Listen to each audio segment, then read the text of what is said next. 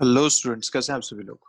मेरा नाम है Jaydeep Ameta from Saraswati international academy Vapi. और आज हम बात करने वाले हैं रिफ्रैक्शन फ्रॉम स्फेरिकल सरफेसेस। हमने प्लेन सरफेस से रिफ्रैक्शन की बात करी थी, ग्लास स्लैब और प्रिज्म के बारे में बात करी। अब आते हैं स्फेरिकल सरफेस से। तो जैसा कि आप सामने एक डायग्राम में देख पा रहे हैं, यहाँ पे एक स्फेरिकल सरफेस है जिसके इस तरफ एक मीडियम है जिसका रिफ्रैक्टिव इंडेक्स म्यू 2 है। इस तरफ जो मीडियम है उसका रिफ्रैक्टिव इंडेक्स म्यू 1 है। ठीक है। यहाँ पे एक ऑब्जेक्ट रखा हुआ है। इस ऑब्जेक्ट से अगर एक सिंगल रे यहाँ पे चलती है तो वो डेविएट होगी और डेविएट होके यहाँ पे कहीं मिलेगी। जो रे इस तरफ चलेगी वो स्ट्रेट निकल जाएगी क्योंकि ये नॉर्मल है। यहाँ पे अगर टेंजेंट बनाए तो नॉर्मल है। ये यहाँ पे जाके एक इमेज बनेगी। हमें इनका रिलेशन देखना है कि ये म्यू, ये यू, ये वी, ये आपस में कैसे रिलेट कर रहे हैं। ठीक है। ये जो स्फेरिकल सरफेस है, इस स्फेरिकल सरफेस की जो रेडियस है वो रेडियस आर है और इसका सेंटर इस तरफ कहीं होगा जो कि सेंटर सी है। ठीक है। स्फेरिकल सरफेस मतलब अगर इसको एक स्फीयर बनाया जाए तो ऐसा बनेगा और यहाँ इसका सेंटर बनेगा। ठीक है। यहाँ तक सारी बातें क्लियर रहेगी सबको। तो इसका एक प्रूफ है पूरा, लेकिन उस प्रूफ पे ना जाते हुए हमें, क्योंकि जेई में उसकी जरूरत नहीं पड़ती उस प्रूफ की, तो हम इसको सीधा फॉर्मूला मैं आपको बता रहा हूँ जो हमें याद रखना है हमेशा के लिए।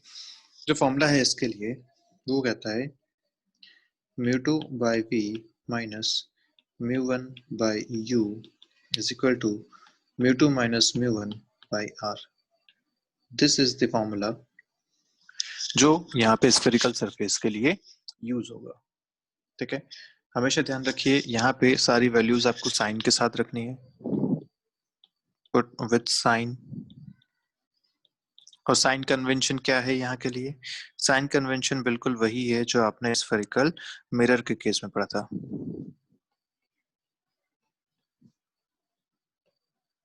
स्फेरिकल मिरर क्या पढ़ा था आपने?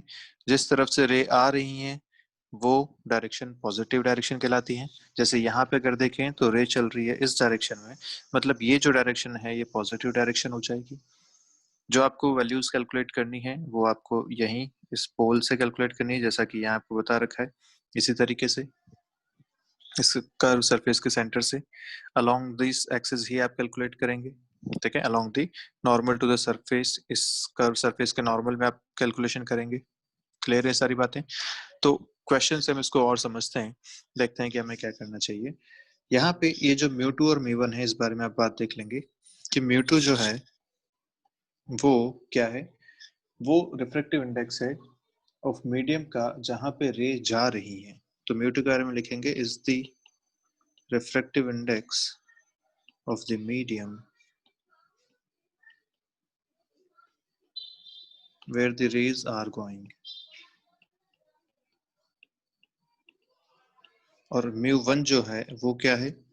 is the refractive index of medium from which rays are coming. आपको हमेशा इसको इसी तरीके से याद रखना है। आपको ऑब्जेक्ट और इमेज के तरीके से याद नहीं रखना है, क्योंकि वर्चुअल और रियल ऑब्जेक्ट के हिसाब से ये फिर चेंजेस आ जाएंगे वहां पे। तो आपको हमेशा ये ध्यान रखना है कि रे कहाँ से आ रही है और कहाँ जा रही है। जहां से आ रही है वो म्यू 1 है और जहां को जा रही है वो म्यू 2 है। This is the refractive index of the medium from where the rays are coming. Clear है बात अच्छे से? ठीक है। तो आगे बढ़ते हैं। आपको mu 1, mu 2, U, V, R ये सारी बातें समझ में आ चुकी हैं। यू वही है object of distance of the object, V distance of the image, R इस स्फेरिकल सरफेस की रेडियस। ठीक है। म्यू 1, म्यू 2 भी क्लियर हो चुके हैं। साइन कन्वेंशन हमें यहाँ पे फॉलो करना है जो स्फेरिकल मिरर में आपने यूज किया था। तो आते हैं क्वेश्चंस पे। देखिए पहला क्वेश्चन क्या कह रहा है? Find out the position of the image formed and draw the appropriate रे डायग्राम। ठीक है। इमेज की पोजीशन आपको देखनी है। ये ऑब्जेक्ट आपको यहाँ पे गिवन है। अब देखो, ऑब्जेक्ट अगर आपको यहाँ पे गिवन है तो हम जानते हैं कि ऑब्जेक्ट से जो रेज चलेंगे वो इस डायरेक्शन में चलेंगे। अगर इस डायरेक्शन में रेज आ रही है मतलब ये डायरेक्शन आपकी हो जाएगी पॉजिटिव। तो यहाँ लिख लीजिए पहले, क्योंकि रेज इधर जा रही है तो हमारे लिए ये direction is positive direction and this direction is negative direction. ठीक है। अब क्योंकि ये कर्व सरफेस ऐसा है, इसकी जो रेडियस आएगी, इसका जो सेंटर आएगा वो इस डायरेक्शन में आएगा, है ना। तो इसकी जो रेडियस होगी वो लिखी जाएगी +10, क्योंकि आप यहाँ से मेजर करेंगे इसके सेंटर की डिस्टेंस, तो आप देखेंगे इस तरफ यहाँ कहीं सेंटर होगा, तो इसकी रेडियस दे रखी है 10 सेंटीमीटर, इसलिए आप लिखेंगे इसके लिए +10 सेंटीमीटर, जैसा कि यहाँ बता रखा है, R will be +10 सेंटीमीटर। और U कितना होगा, क्योंकि U के लिए आप इस डायरेक्शन में चल रही हैं, तो U आप लिखेंगे यहाँ पे -30 सेंटीमीटर। क्लियर यहाँ तक? ठीक है बातें, साइन कन्वेंशन हमें क्लियर ही है, हमने मिरर के केस में बहुत सारी बातें इस बारे में करी हैं। तो R इसके लिए पॉजिटिव और U इसके लिए नेगेटिव। अब आपको μ1 μ2 देखना है, तो हमने लिखा था μ1 वो है जहां से रेज आ रही है, तो रेज इस मीडियम में है, ये हो जाएगा आपका μ1, और रेज जहां जा रही हैं वो इस मीडियम में जा रही हैं, तो ये हो जाएगा आपका μ2। क्लियर है? तो अब अपने पास फॉर्मूला है μ2 by v minus μ1 by u equal to μ2 minus μ1 by r। ठीक है, μ2 1.5 दे रखा है, v अपने को कैलकुलेट करना है, माइनस μ1 आपको 1 दे रखा है। जब इस तरफ कोई मीडियम नहीं है तो आप उसे एयर लेके चलेंगे, तो 1, u आपको दे रखा है -30 इज इक्वल टू μ2 minus μ1, तो 1.5 minus 1 divide by r is +10। ये आपका हो जाएगा कैलकुलेशन का वाला पार्ट। आप यहाँ से कैलकुलेट करेंगे, अपना जो फाइनल आंसर बताएंगे, मैं आपको आंसर बता देता हूँ। इसमें जो आप कैलकुलेशन करके आंसर आएगा वो आएगा 90 सेंटीमीटर्स के बराबर। वी कितना आएगा यहाँ से 90 सेंटीमीटर्स। तो आई गेस कैलकुलेशन तो आप कर सकते हैं, ऐसे बहुत सारे क्वेश्चन हमने किए थे मिरर में, कैलकुलेशन आप करेंगे। वी आएगा यहाँ से 90 सेंटीमीटर्स, और इसका जो रे डायग्राम बन रहा है वो भी ऐसा ही है जैसा अपने ऑलरेडी बना रखा है। This distance will be 90 centimetres. Clear है बात यहाँ तक आपको अच्छे से? चलिए देखते हैं नेक्स्ट क्वेश्चन क्या कह रहा है। नेक्स्ट कह रहा है कि find the position of the image and draw the appropriate रे डायग्राम। अगेन इस बार यहाँ चेंज क्या है, इस बार जो एक कर्व है ये ऐसा है, कर्व अगर ऐसा है तो इसका सेंटर यहाँ कहीं होगा, क्योंकि स्फीयर ऐसा बनेगा, तो इसकी जो रेडियस होगी, रेडियस इस तरफ मेजर की जाएगी, और ऑब्जेक्ट यहाँ पे है, तो जो रेस चल रही है वो इस डायरेक्शन में चल रही है। तो अगेन हम लिख सकते हैं this is the positive direction, this is the negative direction. और इस बार जो रेडियस आएगी, मान लीजिए रेडियस 10 सेंटीमीटर है, तो ये r जो होगा 10 सेंटीमीटर, क्योंकि यहाँ सेंटर है, तो इस बार r जो लिखा जाएगा वो -10 सेंटीमीटर लिखा जाएगा, और u भी कितना है -5 सेंटीमीटर। क्लियर बात? क्योंकि u भी आप मेजर करेंगे इस डायरेक्शन में, तो u इज ऑल्सो -5। अब हमें पता है रे इधर से चल रही हैं, तो μ1 आपको पता है 1 दे रखा है, और इस तरफ जाएंगी तो μ2 कितना है इस बार 1.5। अगेन आपको v कैलकुलेट करना है, आप यहाँ से इसको कैलकुलेट कर सकते हैं, वही तरीका है इसको लिखने का।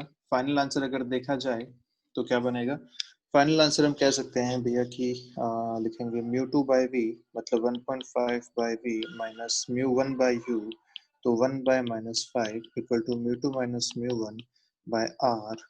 ऐसा यहाँ से जब v कैलकुलेट करेंगे तो इस बार v की जो वैल्यू आ रही है वो आ रही है -6 सेंटीमीटर, v इज -6 सेंटीमीटर। तो बेसिकली यहाँ पे जो रे डायग्राम बनेगा वो ऐसा बनेगा कि जो माइनस में आंसर आया, इसका मतलब जो इमेज बन रही है वो यहाँ कहीं बन रही है। दिस इज द इमेज, मैं इसको कलर चेंज करके बना देता हूँ। -6 मतलब इमेज यहाँ बन रही है 6 सेंटीमीटर्स पे यहाँ से, ठीक है। और ऐसा कब हो सकता है, जब ये जो रे है, ऑब्वियसली रिफ्रैक्शन तो यहाँ पे होगा, लेकिन कैसा होगा, रिफ्रैक्शन यहाँ पे ऐसा होगा कि जो रे है वो हमें ऐसे जाती हुई यहाँ पे दिखाई देगी। तो जो रे जा रही है वो आफ्टर रिफ्रैक्शन ऐसे निकल रही है, ठीक है।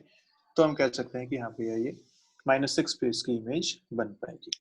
तो कैसी इमेज होगी, ये वर्चुअल इमेज होगी।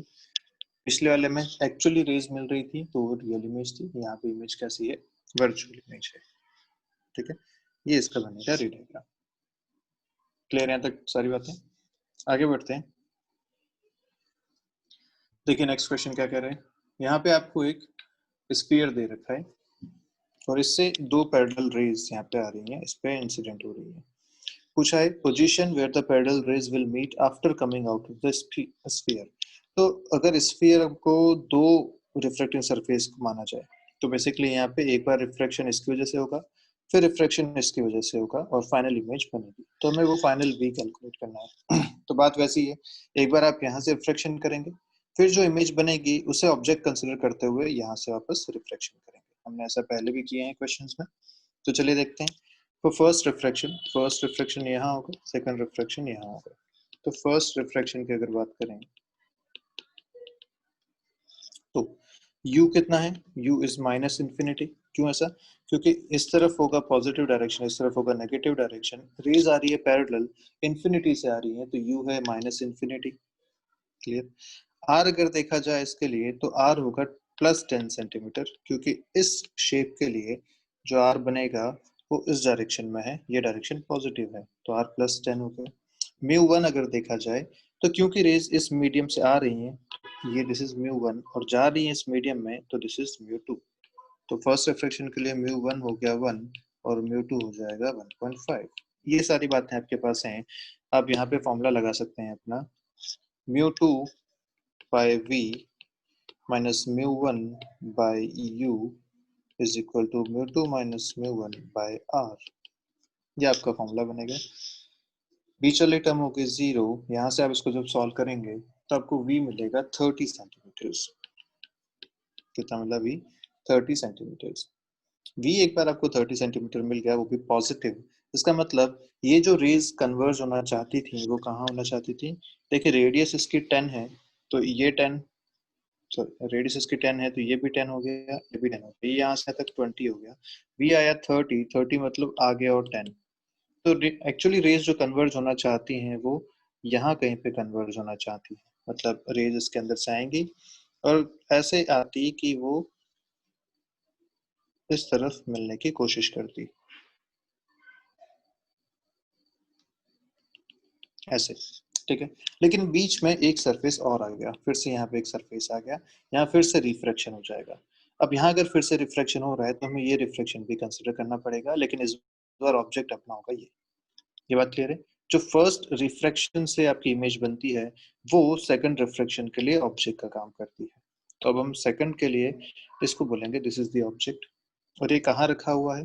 तो ये यहाँ से 10 सेंटीमीटर पे रखा हुआ है, अभी हमने देखा, क्योंकि ये टोटल 20 था, इमेज अपनी बन रही है 30 पे, मतलब वो 10 आगे रखा हुआ है।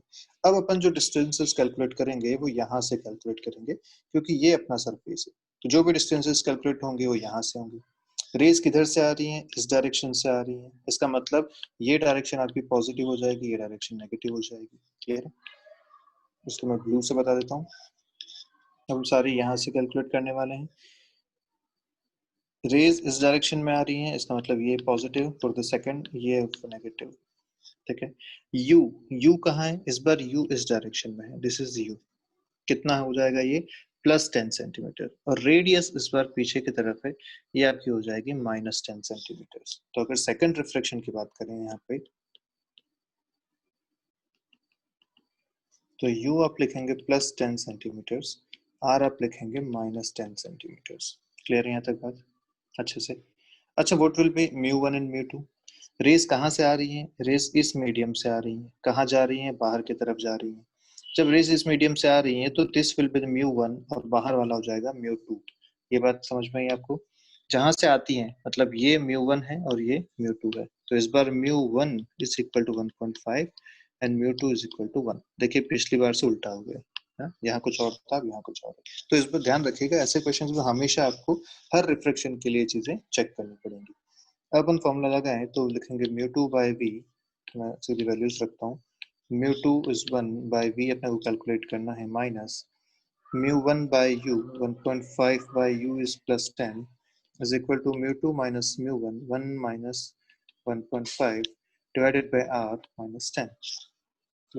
इसको जो आप सॉल्व करेंगे तो आपका जो फाइनल आंसर मिलेगा आपको वो मिलेगा v इज इक्वल टू +5 के बराबर। तो ये आपको फाइनल आंसर मिला v +5। v+5 मतलब आप देख पा रहे हैं इसके हिसाब से अपने को +5 लिखना है, जहां से अभी अपन डिस्टेंसेस यहाँ से कैलकुलेट कर रहे थे, तो +5 मतलब लिमिट बनेगी। तो इसको मैं अगर ब्लैक कलर से बना लूं तो this will be your final image here at a distance 5 centimetre. तो जो रेज एक्चुअली आ रही हैं वो यहाँ से रिफ्लेक्शन के बाद इस तरीके से मिल जाएंगी, ऐसा।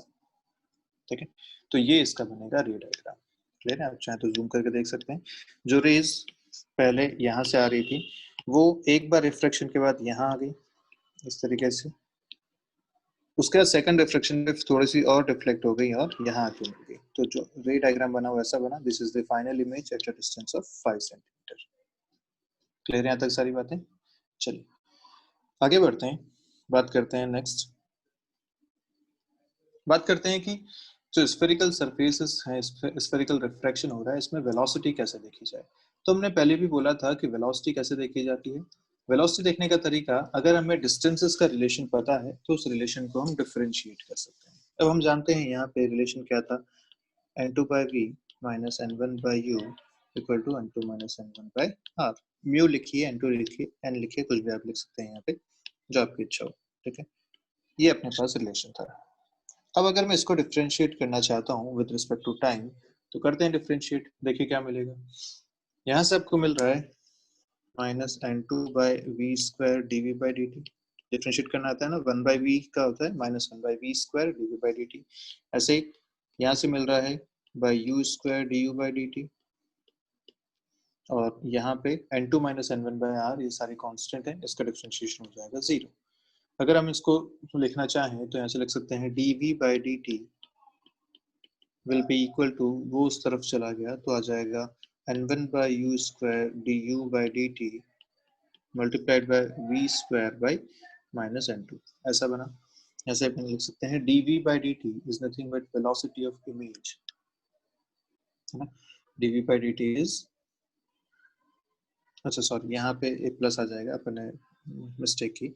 जब आप इसको डिफरेंशिएट करेंगे तो एक माइनस आएगा और बीच में एक माइनस ऑलरेडी है, तो यहाँ हो जाएगा एक प्लस, यहाँ एक प्लस, तो ये माइनस अपना हट जाएगा यहाँ से। तो अब जो फाइनल रिलेशन आपके पास बनेगा, dv by dt is nothing but velocity of the image with respect to this surface, spherical surface।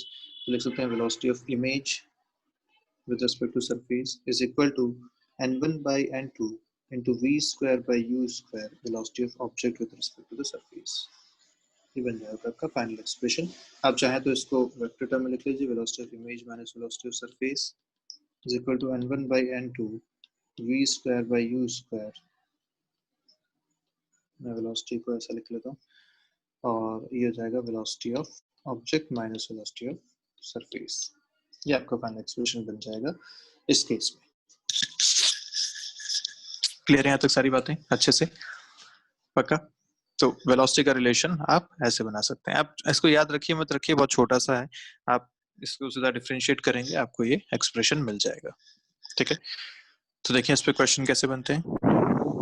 Question आपका जो फर्स्ट बन रहा है, एक आपको स्फेरिकल सरफेस यहाँ पे दे रखी है, इसकी रेडियस दे रखी है 10 सेंटीमीटर, ऑब्जेक्ट की वेलोसिटी आपको दे रखी है यहाँ पे, इधर n एयर का दे रखा है, इधर 1.5 दे रखा है।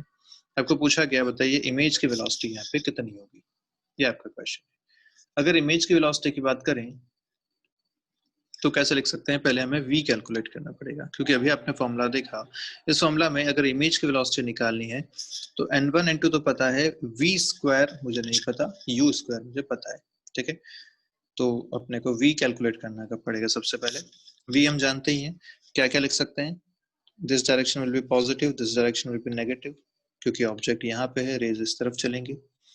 अगर लिखना चाहें तो u लिखा जा सकता है -30, क्योंकि u को आप इस डायरेक्शन में कैलकुलेट कर रहे हैं। r इसका इस तरफ होगा, तो r जो होगा वो पॉजिटिव होगा, +10, तो r लिखा जाएगा +10। यहाँ पे आप लिख सकते हैं n1 या μ1, जिसको आप लिखते थे, जहाँ से रेज आ रही हैं, रेज इधर से आ रही हैं, तो एयर है 1 हो जाएगा, और n2 हो जाएगा 1.5, जहाँ को रेज जा रही है। इन सबको यूज करके आप v कैलकुलेट करेंगे, तो कैसे करेंगे, n2 by v, मैं सीधा वैल्यूज डालता हूँ, n2 है 1.5 by v minus n1 by u, n1 is 1 by u is -30 equal to n2 minus n1 by r plus 10। यहाँ से आप जो v कैलकुलेट करेंगे फाइनली, तो आपके पास जो आंसर आ रहा है वो आ रहा है 90 सेंटीमीटर्स। कितना आ रहा है, 90 सेंटीमीटर्स। v आ गया आपके पास 90 सेंटीमीटर्स। अब आपको वेलोसिटी निकालनी है, आपने फॉर्मूला लिखा था, velocity of image with respect to the surface is equal to n1 by n2 v square by u square velocity of object with respect to surface. अब सरफेस में हम मूव कर नहीं रहा, तो कोई दिक्कत वाली बात नहीं है, सीधी सीधी वेलोसिटीज लिख लेते हैं।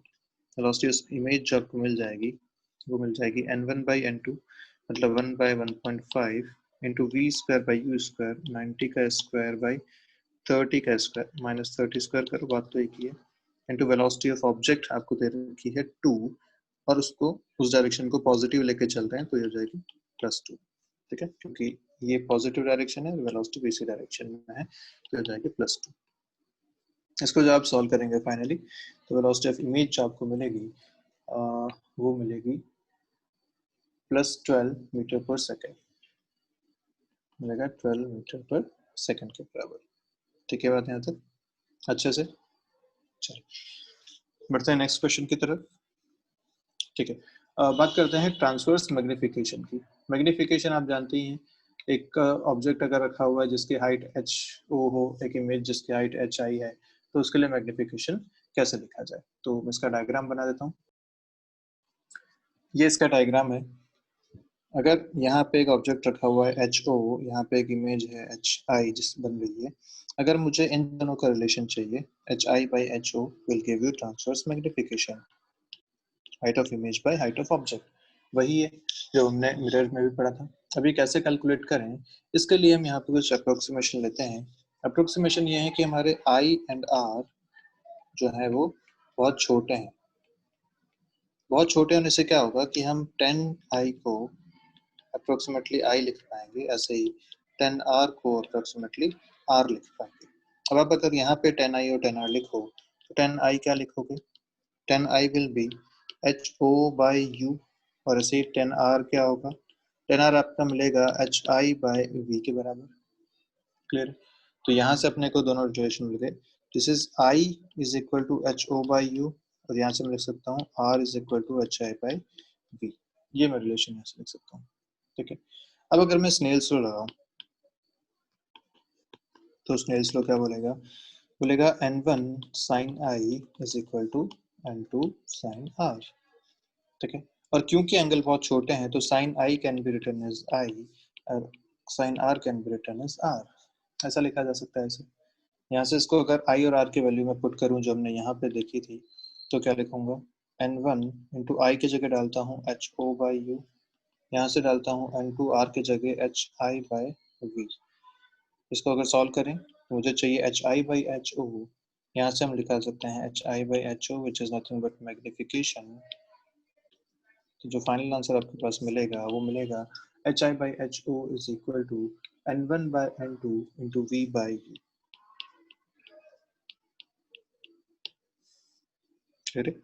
HI/HO will be N1/N2 into V/U.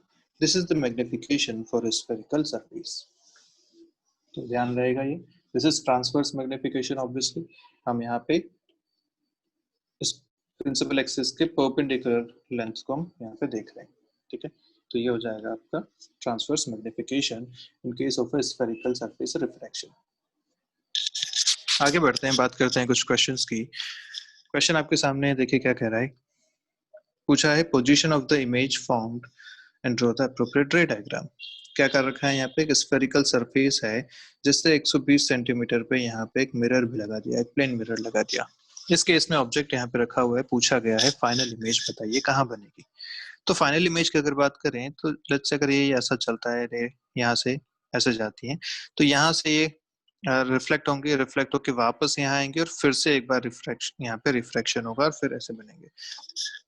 तो बेसिकली हो क्या रहा है, यहाँ पे एक रिफ्रैक्शन तो यहाँ हुआ, उसके बाद एक रिफ्लेक्शन यहाँ हुआ, फिर रिफ्लेक्शन के बाद यहाँ फिर से रिफ्रैक्शन हुआ और कहीं पे इमेज बनी। तो ऐसे हमें 3 प्रोसेस यहाँ पे करने पड़ेंगे, पहला रिफ्रैक्शन, फिर रिफ्लेक्शन, फिर रिफ्रैक्शन और फिर फाइनल इमेज। क्लियर है बात? तो सबसे पहले अपन करते हैं फर्स्ट रिफ्रैक्शन।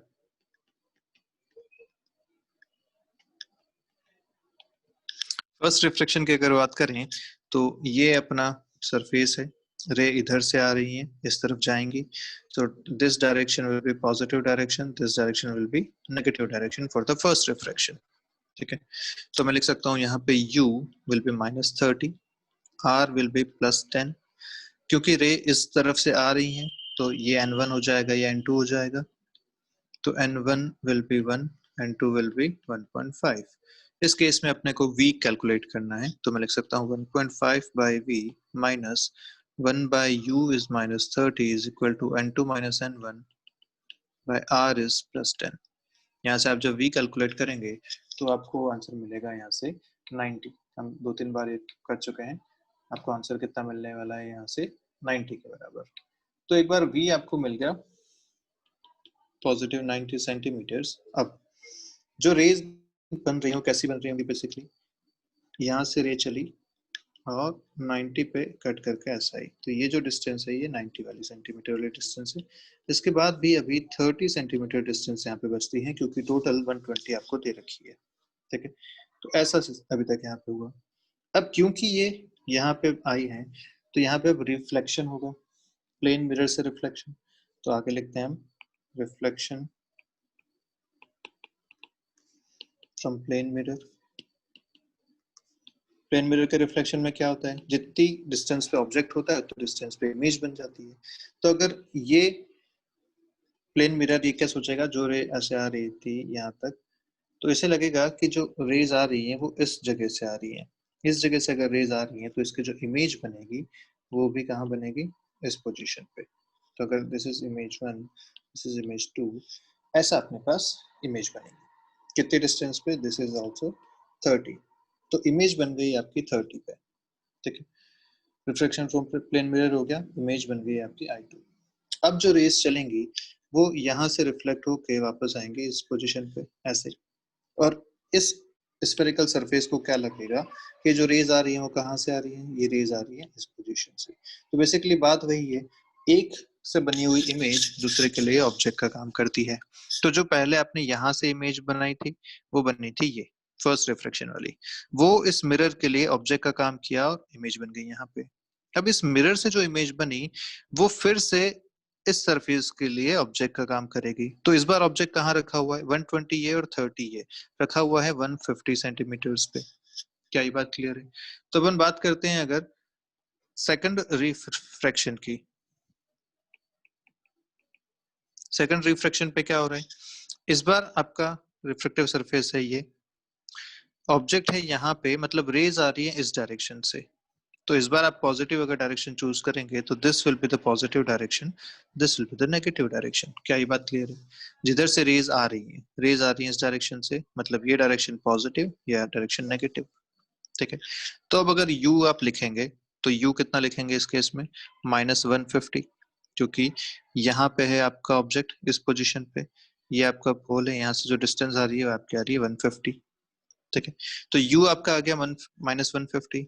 r कितना आ रहा है, वो भी -10 के बराबर, क्योंकि इसका जो r बनेगा वो भी इधर बनेगा, सेंटर इसका इस तरफ है, इधर आप गिनेंगे इसके लिए, तो r भी आएगा -10, ठीक है। और क्योंकि रेज इधर से आ रही है, रेज आ रही है यहाँ से, तो मतलब दिस इज मीडियम 1 और कहाँ जा रही है, इस तरफ जा रही है, तो दिस इज मीडियम 2। तो इस बार n1 आपका हो जाएगा 1.5 और n2 हो जाएगा आपका 1 के बराबर। क्या बात क्लियर है? रेज आई इधर से, तो जिधर से आती है वो फर्स्ट मीडियम होता है, जिधर जाती है वो सेकंड मीडियम होता है। तो इस केस में आपके लिए n1 हो जाएगा 1.5 के बराबर, n2 हो जाएगा आपका 1 के बराबर। अब आपको v कैलकुलेट करना है, तो आप लिख सकते हैं n2 by v minus n1 by u is equal to n2 minus n1 which is 1 minus 1.5 by r minus 10। जब इसे आप सॉल्व करेंगे तो फाइनल एक्सप्रेशन आंसर जो आपके पास बनेगा v का, वो बनेगा 25 centimetre. This v should 25 centimetre. v 25 centimetre मतलब पॉजिटिव 25 आया है, पॉजिटिव थी ये डायरेक्शन, तो फाइनल आंसर जो आपका बन रहा है वो बन रहा है यहाँ का। जो रे यहाँ से आई है वो रिफ्लेक्शन के बाद ऐसे चलेंगे इस डायरेक्शन में, तो this will be your final image यहाँ पे, क्लियर, एट +25 सेंटीमीटर्स। तो ये आपका रे डायग्राम भी इस तरीके का पूरा बन जाएगा। क्लियर यहाँ तक सारी बातें अच्छे से, कोई दिक्कत तो नहीं इसमें पूरे में? चलिए ठीक है, आगे बढ़ते हैं, बात करते हैं नेक्स्ट क्वेश्चन की। फिर से एक ऐसा ही क्वेश्चन है। क्वेश्चन क्या कह रहा है, इस बार पूछा गया कि बताइए x कितना होना चाहिए, जो ऑब्जेक्ट की डिस्टेंस से कितनी होनी चाहिए, for which the image is formed on the object itself. Image फिर से ऑब्जेक्ट पे ही बन जाए। इमेज कैसे बनेगी, वैसे ही जैसे अभी बनाई थी, एक रिफ्लेक्शन यहाँ से, फिर मिरर से रिफ्लेक्शन होगा, फिर वापस यहाँ से रिफ्लेक्शन होगा, फिर यहाँ से इमेज बनेगी, ठीक है। पर इसने क्या बोला कि जो फाइनल इमेज है वो ऑब्जेक्ट पे ही बननी चाहिए, क्लियर। अब यहाँ पे अपनी आती है नॉलेज मिरर की और लाइट की। वो नॉलेज अपनी क्या कहती है कि अगर इस ऑब्जेक्ट पे ही इमेज बननी चाहिए, मतलब जो रे यहाँ से चली वो घूम फिर के वापस इसी पे आ जानी चाहिए, तभी हम कह सकते हैं कि यही इमेज वापस यहाँ बन जाएगी। क्योंकि रे अगर चली है तो लाइट सिमेट्रिकल पाथ पे चल सकती है। अगर यहाँ से ऐसे गई और यहाँ से पोल पे जाके अगर स्ट्राइक हुई तो हम कह सकते हैं कि वो जितने एंगल पे गई थी उतने एंगल पे वापस आएगी, मतलब फिर से अपनी पोजीशन पे पहुंच सकती है। तो एक तरीका तो इसका ये है कि ऑब्जेक्ट पे ही इमेज बन जाए, रे फिर से वहीं आ जाए। दूसरा तरीका क्या है, अगर ऐसे चली है और ये फाइनली जाके रेस पैरेलल चली जाए तो यहाँ पे ये नॉर्मल इंसिडेंस है, मतलब रे अपने पाथ को रिट्रेस करेगी, रिट्रेस करके वापस यहाँ पहुंच जाएगी। तो ये दो तरीके अपने पास हैं जिससे ऑब्जेक्ट पे ही फिर से इमेज बनाई जा सकती है। क्या ये बात क्लियर है? तो दोनों केसेस अपन यहाँ पे देखेंगे। अगर केस 1 की बात करें तो केस 1 में मैं जो डायग्राम बताना चाह रहा हूँ आपको वो यहाँ डालता हूँ जल्दी से।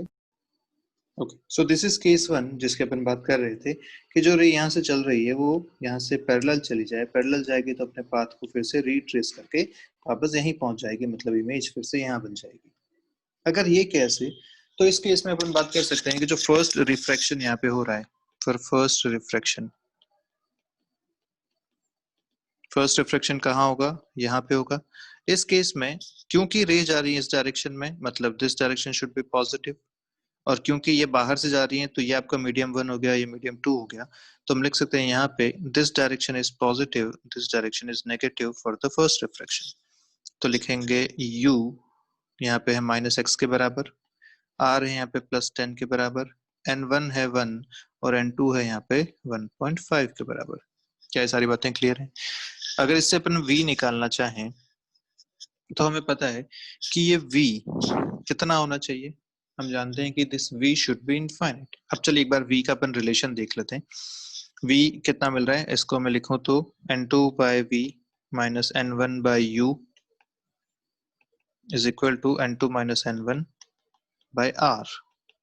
ठीक है, अब इसको जब सॉल्व करेंगे तो v और x का एक रिलेशन बनेगा। वो रिलेशन होगा ऐसा कि v is equal to 15x divided by 0.5x minus 10 के बराबर। ये एक रिलेशन आपको यहाँ से मिलेगा। अब अगर इस रिलेशन को देखें तो v और x का अपने को रिलेशन मिल चुका है। अब आप मुझे बताइए कि अगर ये रे यहाँ से ऐसे जा रही है तो एक्चुअली v कितना है। मान लीजिए यहाँ पे मिरर नहीं होता, ठीक है, ये मिरर अगर यहाँ पे नहीं होता तो क्या होता, जो रे यहाँ से चली वो ऐसे चलती जाती, यहाँ से कहाँ जाके मिलती है जो रे चल रही है यहाँ से, ये रे जाके मिलती है आपको इन्फिनिटी पे। मतलब बेसिकली अभी v कितना आ रहा है आपके पास, v is equal to infinity. क्या ये बात क्लियर है? जब रेज यहाँ से पैरेलल जा रही हैं तो दो रेज कभी भी यहाँ पे मिलेंगी नहीं।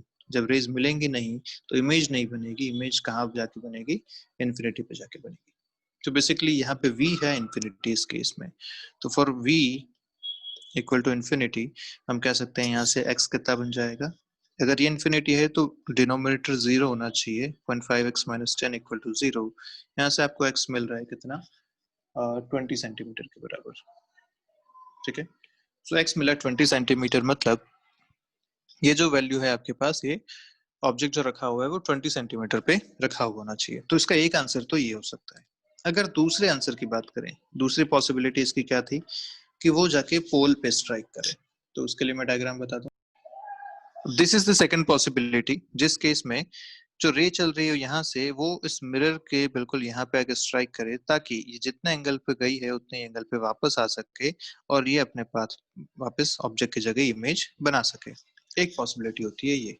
तो इस केस में अगर देखो तो फर्स्ट रिफ्लेक्शन के बाद इमेज कहाँ बन रही है, ये रे गई यहाँ से, ये रे आई यहाँ से, इमेज बन रही है इस पोजीशन पे। मतलब ये जो डिस्टेंस है यही इमेज की भी डिस्टेंस है, दिस इज v। और ये डिस्टेंस आपको कितनी दे रखी है, ये डिस्टेंस आपको दे रखी है 90 सेंटीमीटर के बराबर। तो इस केस में मैं लिख सकता हूँ कि for this case v is equal to positive 90 centimetres. अगर v पॉजिटिव 90 है तो मैं यहाँ से यूज करता हूँ 90 is equal to 15x divided by 0.5x minus 10। आप इसको जब सॉल्व करेंगे तो आपके पास जो फाइनल आंसर बनेगा वो कितना बनेगा, वो बनेगा x इक्वल टू 30 सेंटीमीटर के बराबर। ठीक है, तो इस क्वेश्चन के दो आंसर हो सकते हैं। जब आप x 20 लोगे तो आप इस तरीके से ऑब्जेक्ट पे फिर से इमेज बना सकते हो, और आप जब x30 लोगे तो आप इस तरीके से अपने ऑब्जेक्ट पे फिर से इमेज बना सकते हो। क्लियर है बात? तो दो केसेस यहाँ पे हैं जो हमें ध्यान रखने चाहिए। क्वेश्चंस इस तरीके के बन सकते हैं। आपको ये बात यहाँ पे स्ट्राइक करनी चाहिए कि कैसे उस ऑब्जेक्ट पे ही इमेज बन पाएगी। तो बनने का तरीका, जब रे घूम के फिर से उसी पॉइंट पे आ जाए तो इमेज वहां बन जाएगी। घूम के कैसे आ सकती है? तो अगर सामने प्लेन मिरर है तो एक तो नॉर्मल इंसिडेंस हो जाए तो अपने पाथ को रिट्रेस कर लेगी, जो कि हमारा केस 1 था।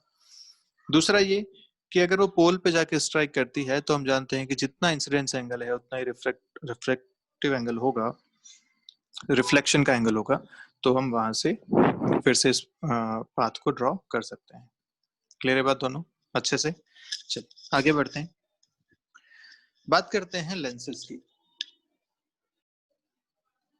सो थिन लेंसेज मतलब जिनकी थिकनेस बहुत कम हो, ऐसे लेंसेज अपने को यहाँ पे पढ़ने हैं जिनकी थिकनेस बहुत कम हो। ये थिकनेस टी जो है अपन नेग्लेक्ट कर सकते हैं, बहुत छोटी है ये।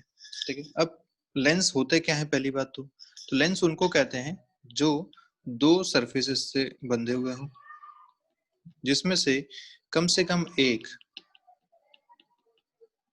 At least one, is curved surface या स्फेरिकल सरफेस। ठीक है, दो सरफेस में से एटलीस्ट एक जो है वो स्फेरिकल सरफेस होनी चाहिए। ऐसे स्ट्रक्चर को हम बोलेंगे लेंस। ठीक है, अब टाइप ऑफ लेंसेज कौन कौन से हो सकते हैं? तो ये आपके सामने है।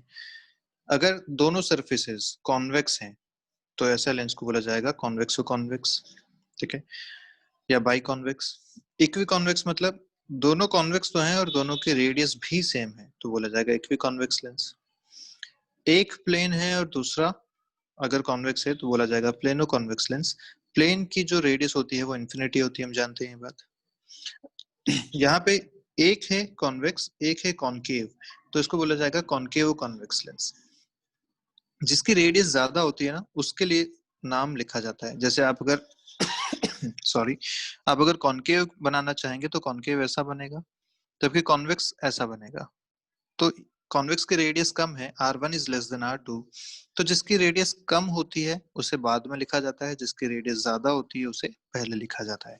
तो ये बन जाएगा कॉनकेव कॉन्वेक्स लेंस। ठीक है, ऐसे ही अगर कॉनकेव की तरफ चलें तो ये हो जाएगा आपका बाई कॉनकेव लेंस, ये हो जाएगा इक्वी कॉनकेव लेंस क्योंकि दोनों रेडियस बराबर है, ये हो जाएगा प्लेनो कॉनकेव लेंस, और ये हो जाएगा आपका कॉन्वेक्सो कॉनकेव लेंस। क्योंकि कॉनकेव जो है उसकी रेडियस कम है, कॉन्वेक्स की रेडियस यहाँ पे ज्यादा है, इसलिए आपने पहले कॉन्वेक्स लिखा, कॉनकेव बाद में लिखा। तो जिसकी रेडियस ज्यादा उसको पहले लिखते हैं, तो लिखा जाएगा कॉन्वेक्सो concave lens.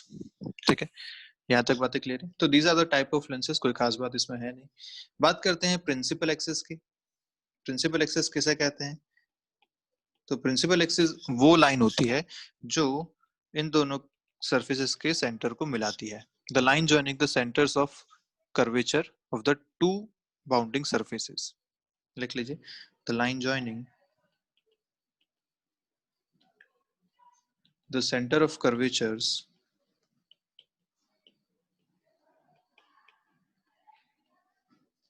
of the two bounding surfaces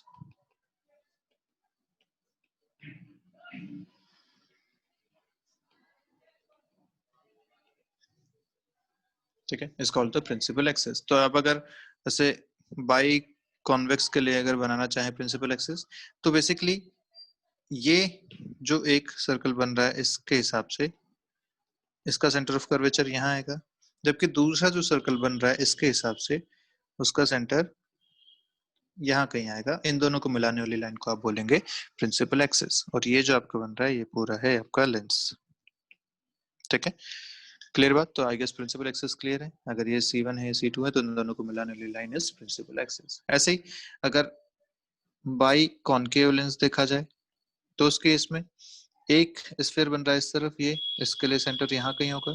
एक स्फीयर बन रहा है ये, इसके लिए सेंटर यहाँ कहीं होगा। इन दोनों मिलाने वाली लाइन हो जाएगी आपके प्रिंसिपल एक्सिस। क्लियर है यहाँ तक सारी बातें आपको? चलिए, तो principal axis I guess clear है, जो दोनों कर्वेचर्स के सेंटर को मिलाती हो वो प्रिंसिपल एक्सिस हो जाएगी। आगे बात करते हैं लेंस मेकर फॉर्मूला की। अब इसका एक प्रूफ है और प्रूफ बहुत इजी है, जो अभी तक हम करते आए वही करना है। यहाँ पे दो सरफेसेस हैं जिनसे रिफ्रैक्शन होगा। पहले सरफेस ये है जहां से रिफ्रैक्शन होगा, दूसरा सरफेस ये है जहां से रिफ्रैक्शन होगा। ठीक है, तो अगर मैं बोलूँ कि इस सरफेस की रेडियस जो है वो R1 है, इस सरफेस की रेडियस R2 है, ऐसा अपन मान के चल रहे हैं, तो अपने को क्या करना है, जो अपन स्फेरिकल सरफेस से रिफ्रैक्शन किया था वही, तो ये पहली सरफेस है, इससे अपन पहले रिफ्रैक्शन करते हैं। फर्स्ट रिफ्रैक्शन यहाँ से होगा। अगर ये फर्स्ट रिफ्रैक्शन है तो ऑब्जेक्ट से रेज आ रही है इस डायरेक्शन में, मतलब ये डायरेक्शन पॉजिटिव हो जाएगी, ये डायरेक्शन नेगेटिव हो जाएगी। R1 कैसा होगा, क्योंकि ये स्फीयर ऐसा कंप्लीट होगा तो R1 should be positive. U कैसा होगा, U पीछे की तरफ है तो U should be negative. Clear है। यहाँ बाहर वाले से अंदर की तरफ जा रही है राइट, तो बाहर इज वन मीडियम, अंदर वाला इज सेकंड मीडियम। ये सारी बातें आई गेस आपको क्लियर है। तो फॉर फर्स्ट रिफ्रैक्शन लिखा जाएगा U इज नेगेटिव। ठीक है, यहाँ पे लिखेंगे R1 ये जो है वो पॉजिटिव है, जो N1 है वो बेसिकली म्यू एस है, और जो N2 है वो बेसिकली म्यू ऑफ लेंस है। Mu S is mu surrounding और mu L is mu of lens, ऐसा लिखा हुआ है। तो हम जानते हैं यहाँ पे फॉर्मूला क्या लिखना चाहिए, और इससे जो फर्स्ट से जो इमेज बनती है फर्स्ट रिफ्रैक्शन से, लेट्स से वो इमेज बन रही है यहाँ पे V1 पे इमेज बन रही है। ठीक है, तो ये अपने को फाइंड करनी है, तो मैं यहाँ पे लिखूंगा अपना स्फेरिकल से रिफ्रैक्शन वाला फॉर्मूला। क्या लिखा जाएगा, N2 बाई V मतलब mu L by V1 minus N1 by U mu S by U is equal to क्या आ जाएगा आपके पास finally, mu two minus mu one मतलब mu L minus mu S by R1। ये आपका यहाँ से एक्सप्रेशन बन गया। ठीक है, यहाँ पे अपन अभी साइन के साथ नहीं रख रहे क्योंकि अपन जनरल फॉर्मूला इसको प्रूव करना चाह रहे हैं। सेकंड अगर मैं बताऊं तो सेकंड रिफ्रैक्शन के लिए क्या होगा, फॉर सेकंड रिफ्रैक्शन क्या हो जाएगा, इस बार रिफ्रैक्शन हो रहा है यहाँ से। ठीक है, तो रे आ रही है ये वाली, यहाँ पे अपन अगर लगाना चाहें तो क्योंकि रे यहाँ से अब बाहर जा रही है तो ये हो जाएगा मीडियम वन, बाहर वाला हो जाएगा मीडियम टू। तो इस बार N1 हो जाएगा आपका म्यू एल के बराबर और N2 हो जाएगा आपका म्यू एस के बराबर। ठीक है, तो यहाँ से अगर लिखें इस बार N1 जो है आपका म्यू एल है और N2 जो है वो आपका म्यू एस है। ठीक है, इस बार अगर फॉर्मूला लिखें तो N2 मतलब mu S by V, final अपन V मान रहे हैं, minus N1 is mu L by u. मैंने बोला था कि जो फर्स्ट सरफेस से रिफ्रैक्शन होता है उससे जो इमेज बनती है वो सेकंड के लिए ऑब्जेक्ट का काम करती है। तो इस बार सेकंड से अगर ऑब्जेक्ट देखा जाएगा तो वो v डिस्टेंस पे है, क्योंकि थिकनेस जो है वो नेग्लिजिबल है। अगर ये थिकनेस नेग्लिजिबल है तो आप चाहे डिस्टेंसेस यहाँ से कैलकुलेट कर रहे हो यहाँ से कैलकुलेट करो, एक ही बात है। इसलिए जो V1 इस बार आप देख रहे हैं, ये जो पहले वाले की इमेज थी अब ये सेकंड वाले के लिए ऑब्जेक्ट का काम करेगी, इसलिए सेकंड वाले का जो ऑब्जेक्ट हो जाएगा वो हो जाएगा V1 के बराबर। तो लिखेंगे V1 is equal to mu two minus mu one by R, इस बार रेडियस है आपकी R2। अगर मैं इन दोनों को ऐड करूं तो मुझे एक फाइनल जो एक्सप्रेशन मिलता है बाय एडिंग 1 एंड 2,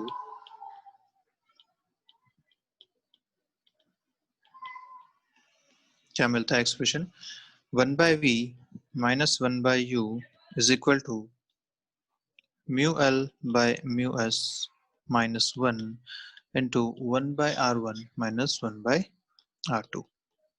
ये आपको एक्सप्रेशन मिलता है and this is lens makers formula. ठीक है, ये है आपका लेंस मेकर्स फॉर्मूला, बहुत ही इंपॉर्टेंट है, बहुत सारे क्वेश्चंस इस पे बेस्ड जाने वाले हैं। ठीक है, अब अगर म्यू सराउंडिंग अगर एयर है तो हम जानते हैं उसके लिए 1 हो जाएगा, तो आप सीधा म्यू माइनस वन यहाँ लिख लेंगे, क्योंकि अगर म्यू सराउंडिंग एयर हो गया तो ये हो गया 1, बचा क्या म्यू माइनस वन के बराबर। तो अगर एयर है तो ऐसा करेंगे, अदरवाइज ये हमेशा याद रखेंगे क्योंकि हो सकता है मीडियम चेंज कर दें। तो mu L by mu S minus one यहाँ पे आता है 1 by R1 minus 1 by R2, 1 by V minus 1 by U के बराबर। अब इस फॉर्मूला से रिलेटेड कुछ इंपॉर्टेंट बातें हैं वो भी ध्यान रखनी चाहिए साथ में हमें। पहली बात तो ये कि ये कब वैलिड था, हमने पहले ही बोला था जब हमने स्फेरिकल के लिए फॉर्मूला लिखा था सीधा तो हमने वहां कुछ अप्रोक्सीमेशन लिए थे, उसमें एक अप्रोक्सीमेशन था कि रेज शुड बी पेरेक्सियल। तो ये फॉर्मूला भी कब वैलिड होगा, जब रेज आर पेरेक्सियल, तो रेज शुड बी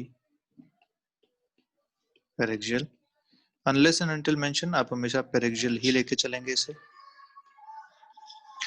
दूसरी बात, जो यहाँ पे वैल्यूज रखी हैं आपने u v r1 r2, ये सारी वैल्यूज हमेशा साइन के साथ रखनी पड़ेंगी, विद साइन आपको पुट करनी पड़ेंगी हमेशा, इसमें कोई दिक्कत वाली बात नहीं है।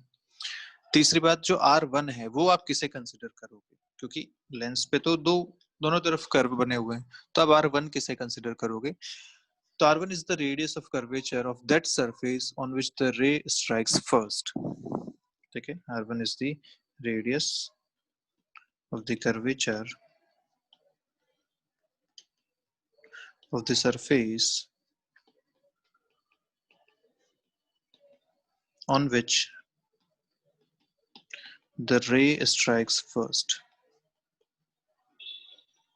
जिस पे पहली बार रे आके स्ट्राइक करेगी वो आपका R1 होगा और दूसरा वाला सरफेस R2 होगा। बात समझ में आई? ये हमेशा ध्यान रहना चाहिए, ठीक है। कब वैलिड है फॉर्मूला? जब लेंस थिन है, ये तो हमने पहले लिखा है कि थिन लेंस के लिए बात हो रही है, तो लेंस शुड बी थिन, तभी हम ये वैलिड कर पाएंगे, ये फॉर्मूला यूज कर पाएंगे।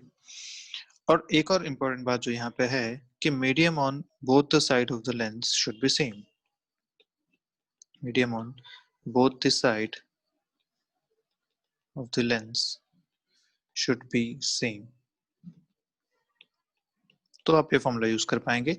अदरवाइज आप फॉर्मूला ये डायरेक्ट यूज नहीं कर पाएंगे, आपको ये पूरा मेथड जो है वो यूज करना पड़ेगा। मान लीजिए इस तरफ आपको n1 दे रखा है, ये n2 है और ये n3 है। अगर मीडियम दोनों तरफ अलग अलग हैं तो आप इस पूरे मेथड से जाएंगे, पहला रिफ्रैक्शन, दूसरा रिफ्रैक्शन और फाइनली आप अपना v निकालेंगे। लेकिन अगर दोनों तरफ सेम यहाँ पे सॉरी अगर दोनों तरफ सेम मीडियम है तो आप सीधा सीधा ये फॉर्मूला यूज करके अपना आंसर्स बता सकते हैं। तो बात ध्यान रखिए, दोनों तरफ मीडियम जो है वो सेम होने चाहिए इधर और उधर, लेंस के दोनों तरफ, तभी आप ये फॉर्मूला डायरेक्ट यूज कर पाएंगे, ठीक है। तो ये सारी कंडीशंस हैं जिसके साथ ये फॉर्मूला यूज किया जाता है, ध्यान रखनी, हमेशा ध्यान रखिएगा इन कंडीशंस को, ठीक है। तब इसके साइन कन्वेंशन क्या क्या आते हैं? साइन कन्वेंशन, पहली बात तो ये, पहली बात, जब भी पॉसिबल हो आप लाइट रेज को हमेशा लेफ्ट टू राइट ट्रैवल करना, इसमें आप बताइए, ठीक है। वेन एवर और wherever possible rays of light are taken to travel from left to right, ठीक है। ऐसा जब भी आप ऐसे यूज कर सको हमेशा लेफ्ट टू राइट इसको आप मानिए। दूसरी बात, डिस्टेंसेस जो हैं हमेशा along the principal axis measure करेंगे from the optical centre of the lens. Optical centre क्या था? इन दोनों का जो बीच वाला पार्ट है इसको कहते हैं ऑप्टिकल सेंटर। अगर थिन लेंस है तो आप बेसिकली यहाँ से मेजर कर लो, यहाँ से मेजर कर लो या यहाँ से मेजर कर लो, तो तीनों एक ही बात है। तो जब भी आप डिस्टेंसेस मेजर करेंगे ऑप्टिकल सेंटर से मेजर करेंगे। तो फर्स्ट हो गया, रेज को जितना पॉसिबल हो लेफ्ट टू राइट बनाने की कोशिश करेंगे इफ पॉसिबल, ठीक है। ये कंपलसरी नहीं है, इफ पॉसिबल। दूसरी बात, यहाँ पे डिस्टेंसेस जो है हमेशा ऑप्टिकल एक्सिस के अबाउट ली जाएगी, distances along the optical axis, ठीक है। कहां से? From the optical centre of the lens. तीसरी बात, distances measured along the principal axis in the direction of the incident rays are taken to be positive, while those measured against the direction of the incident ray are taken as negative. तो वही बात है, direction of incident ray is positive, जो आपने sphere के mirror के case में देखा था, direction of incident ray is positive, ये भी यहाँ की बात होगी। और जो चौथी बात है, distances measured above the principal axis are taken as positive, below are negative। तो वही बात जो वहां पे थी, above प्रिंसिपल एक्सिस या ऑप्टिकल एक्सिस ये हो जाएंगी पॉजिटिव, बिलो वाली हो जाएंगी नेगेटिव। तो जो सारी बातें वही हैं जो अपन ने वहां बात करी थी। बस आपको अगर पॉसिबल हो हमेशा तो लेफ्ट टू राइट रेज दिखाइए, ताकि उससे अपना एक सेट बन जाता है जिससे अपन क्वेश्चंस में गड़बड़ी नहीं करते हैं, ठीक है। तो आपके सामने ये दो चार तीन ऐसे डायग्राम्स हैं जिसके लिए आपको यू वी R1 और R2 ये सारी बातें बतानी है कि कौन पॉजिटिव है कौन नेगेटिव है, किस तरीके से, ठीक है। ये सारी चीजें आपको यहाँ पे देखनी है। तो चलिए देखिए जल्दी से, बताइए मुझे कौन से डायग्राम में क्या होना चाहिए। वीडियो पॉज कीजिए और बताइए। ओके, कर लिया। तो सीधा सा हिसाब है भैया कि जिस तरफ से आ रही हैं वो डायरेक्शन पॉजिटिव होगी, तो यहाँ पे ये डायरेक्शन पॉजिटिव होगी और ये डायरेक्शन नेगेटिव होगी। ठीक है, तो रेज इधर से आ रही हैं इस तरीके से, तो मैं बोलूंगा जो ऑब्जेक्ट रखा है वो इधर है, तो you should be negative for this, है ना। तो फर्स्ट केस में अगर देखें तो यू नेगेटिव मिल गया। ओके, सेकंड केस में अगर सॉरी इसमें अगर v देखें तो इमेज बन रही है यहाँ पे, v आप देखेंगे इस तरफ, इमेज इज पॉजिटिव, तो v पॉजिटिव हो गया। ऐसे r1 अगर देखें तो r1 वो जिसपे फर्स्ट इंसिडेंट होती है, तो दिस शुड बी r1। अगर ये r1 है तो इसके लिए रेडियस बनेगी इस डायरेक्शन में विच इज पॉजिटिव, तो r1 इज पॉजिटिव। ऐसे ही ये जो सेकंड है ये ऐसा बनेगा, इसके लिए रेडियस इस डायरेक्शन में आप देखेंगे विच इज नेगेटिव, तो r2 इज नेगेटिव। क्लियर है सारे साइन कन्वेंशंस। सेकंड अगर डायग्राम की बात करें तो सेकंड डायग्राम के हिसाब से देखिए, ऑब्जेक्ट यहाँ पे रखा हुआ है, जा रही है इस तरफ, तो ये direction should be positive, this direction should be negative. क्योंकि यहाँ पे फर्स्ट स्ट्राइक हो रही है, तो this is r1, this is r2। u कैसा है, तो u नेगेटिव है। अच्छा, इमेज भी यहाँ बना रखी है, इमेज भी कैसी है, नेगेटिव है, तो u और v दोनों नेगेटिव हो गए यहाँ पे इस केस में। r1 ये है, इसके लिए रेडियस आप देखोगे तो इस डायरेक्शन में आएगी विच इज नेगेटिव, तो r1 इज आल्सो नेगेटिव। और क्योंकि ये r2 है, तो r2 ऐसा है, इसकी रेडियस इस तरफ आएगी, तो r2 इज पॉजिटिव। ऐसे अगर थर्ड केस में बात करें तो थर्ड केस में क्या है, ऑब्जेक्ट इस तरफ है, इमेज यहाँ बन रही है, और क्योंकि रेज इस तरफ से आ रही है, तो रे जहाँ पे फर्स्ट इंसिडेंट करे वो होता है r1, तो यहाँ पे आपका ये वाला हो जाएगा r1, ये हो जाएगा r2। क्लियर है बात। यहाँ पे वर्चुअल ऑब्जेक्ट का केस है, ऑब्जेक्ट रखा हुआ है इस तरफ, तो अगर आप ऑब्जेक्ट से नियरेस्ट देखोगे तो ये आता है, लेकिन हमें क्या देखना है, किस पे रे फर्स्ट आई, तो रे इस पे फर्स्ट आई, तो दिस इज r1। ठीक है, this will be r1, this will be r2। अगर देखा जाए तो रे जिस डायरेक्शन में आ रही है वो पॉजिटिव है, तो ये डायरेक्शन आपकी हो जाएगी पॉजिटिव डायरेक्शन, और दूसरी डायरेक्शन हो जाएगी आपकी नेगेटिव डायरेक्शन। क्लियर है। अगर इसको देखें यू वी कैसा कैसा होगा, तो ऑब्जेक्ट इस तरफ है, object is in positive direction, तो यू पॉजिटिव हो गया। इमेज भी इधर ही बनी है, तो इमेज वी भी पॉजिटिव हो जाएगा। r1 इसकी जो रेडियस बनेगी वो भी इसी डायरेक्शन में बनेगी, तो ये भी पॉजिटिव हो जाएगी। r2 इसकी रेडियस बनेगी इस डायरेक्शन में, तो ये हो जाएगा नेगेटिव। तो आई गेस अब तक ये सारी बातें क्लियर हैं, अच्छे से आप समझ चुके हैं, पक्का। ठीक है, तो आगे बढ़ते हैं, बात करते हैं फोकस की, कि फोकस क्या होता है। चलिए, तो फोकस क्या होता है। फोकस हम जानते ही हैं, जब rays parallel to optical axis आती हैं और पेरिक्जियल होती हैं, तो जिस पॉइंट पे मिलती हैं या मिलती हुई दिखती हैं, उस पॉइंट को कहते हैं फोकस। जैसे यहाँ पे अगर बाई कॉन्वेक्स लेंस है, यहाँ पे वो रेज एक्चुअली मिलेंगी, ये पॉइंट कहलाएगा फोकस पॉइंट। अब इस फोकस को अगर मैथमेटिकली मुझे फाइंड करना है, तो सीधा सा हिसाब है कि रेज कहाँ से आ रही है। रेज पैरेलल जब आती हैं तो हम कहते हैं रेज कहाँ से आ रही है, इनफाइनाइट से आ रही है, तो यू अपन यहाँ पे रख सकते हैं इनफाइनाइट के बराबर। ठीक है, यू हो गया माइनस इनफाइनाइट ऐसा हो गया। ये कहाँ मिल रही है, तो v कितना हो गया, फोकस के बराबर हो गया। ऑब्वियसली रेज इधर से आ रही है, तो this direction is positive, this direction is negative, इसलिए मैंने u के लिए लिखा माइनस इन्फिनिटी, और v यहाँ पे इमेज बन रही है, सारी लाइट्स यहाँ जाके मिल रही हैं, तो this is v which is equal to focal length f, positive है। अगर मैं इसको फॉर्मूला में रखूं, अपना जो अभी अपन ने फॉर्मूला बनाया था लेंस मेकर्स का, तो मैं लिखूंगा 1/v माइनस 1/u, मतलब 1/f minus 1/infinity is equal to mu of lens by mu of surrounding minus 1 into 1/r1 minus 1/r2, ये लिखूंगा। यहाँ से मैं समझ में आता है कि दिस 1/f, क्योंकि 1/infinity तो जीरो हो गया, तो आपके पास जो फॉर्मूला बचा वो बेसिकली ये बचा, 1/f is equal to this is the focal length of the lens। अगर मैं इसको लेंस मेकर्स फॉर्मूला में सब्स्टिट्यूट कर दूं, तो क्या फॉर्मूला बन जाएगा, 1/v minus 1/u is equal to 1/f के बराबर, क्योंकि सामने वाली पूरी टर्म जो है वही लेंस मेकर्स फॉर्मूला में आती है, विच इज इक्वल टू 1। तो यहाँ से ये फॉर्मूला बना जिसे कहते हैं लेंस फॉर्मूला। क्या होता है ये, लेंस फॉर्मूला। जैसे मिरर फॉर्मूला था 1/v plus 1/u equal to 1/f, यहाँ है 1/v minus 1/u equal to 1/f। Clear है यहाँ तक सारी बातें अच्छे से, कोई दिक्कत वाली बात नहीं। चलिए, तो अगर बात करें लेंसेज की, तो यहाँ पे जो आपको डायग्राम में दिखा रखा है, ये जो डायग्राम है ये किसके लिए है, this is for converging lens. ठीक है।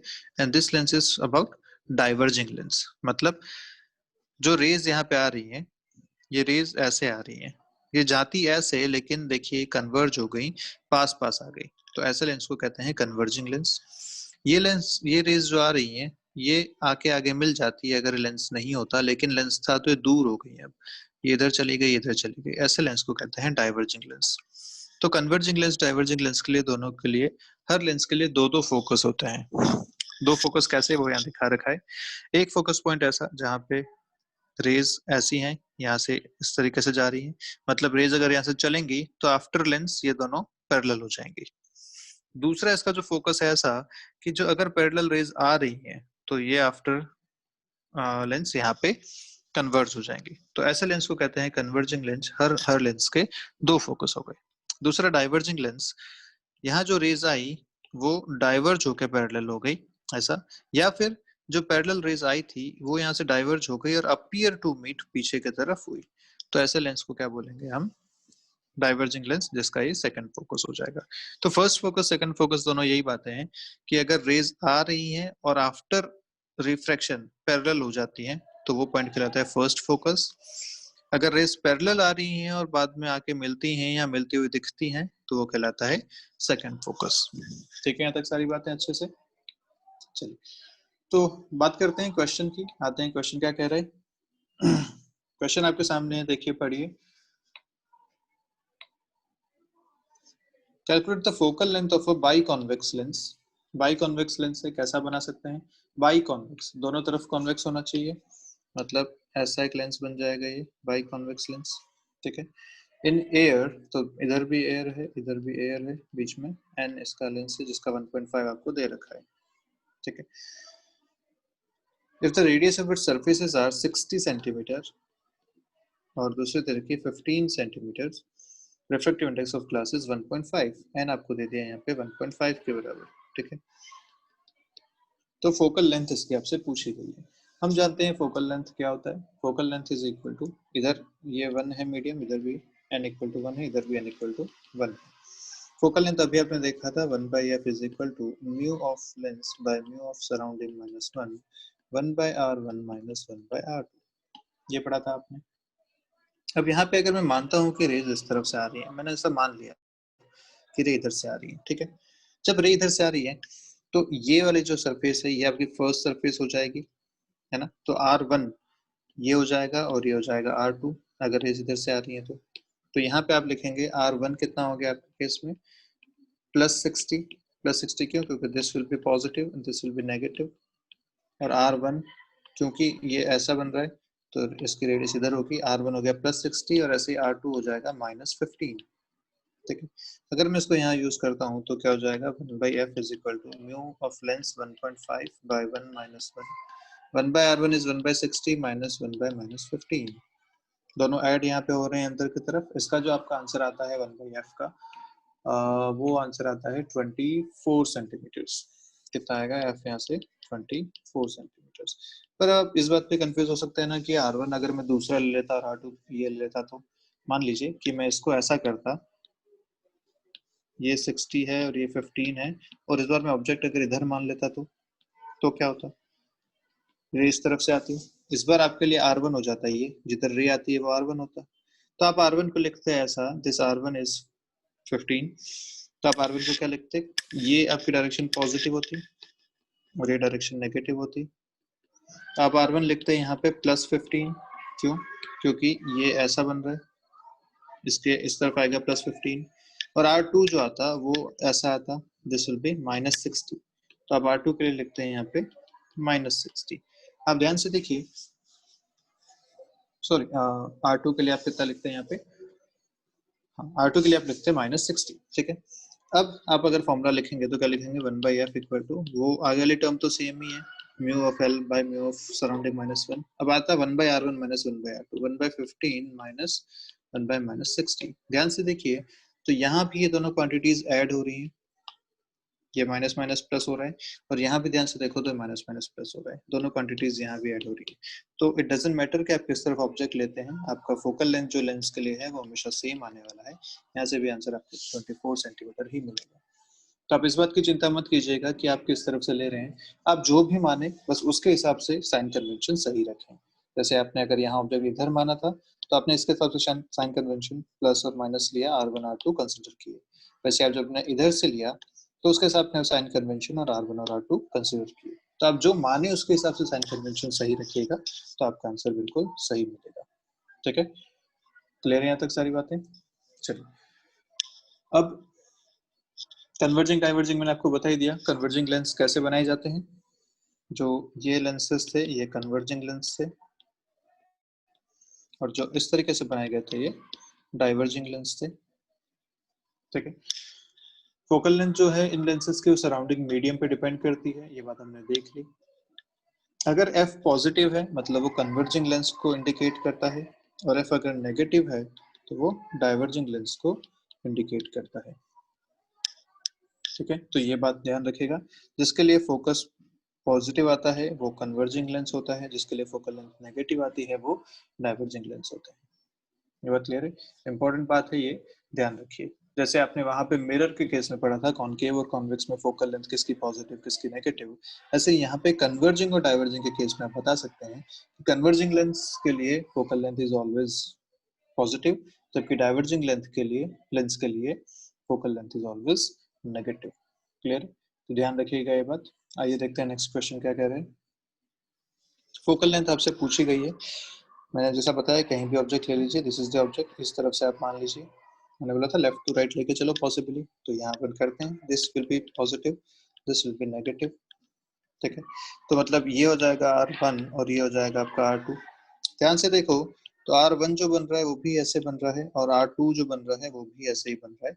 दोनों ही रेडियस हमेशा इस तरफ कैलकुलेट हो रही है, तो R1 और R2 दोनों पॉजिटिव होंगी। कितने कितनी होंगी? R1 will be positive 30 centimeters and R2 will be positive 60 centimeters। ठीक है, म्यू ऑफ लेंस आपको दे रखा है ये 1.5 है, और म्यू ऑफ सराउंडिंग आपको दे रखा है 1, जब कुछ नहीं है तो एयर है वो हो रहा है 1। ठीक है, फोकल लेंथ होती है 1/f equal to mu of lens by mu of surrounding minus 1 minus 1/r2, तो 1/r2 इज 1/60।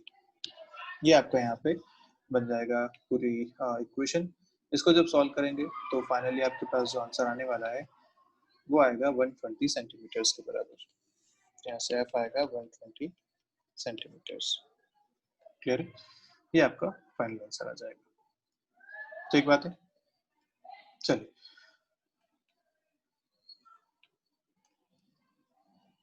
बात करते हैं नेक्स्ट इमेज फॉर्मेशन के। यहाँ पे क्या क्या रूल्स होने चाहिए, rules for the image formation.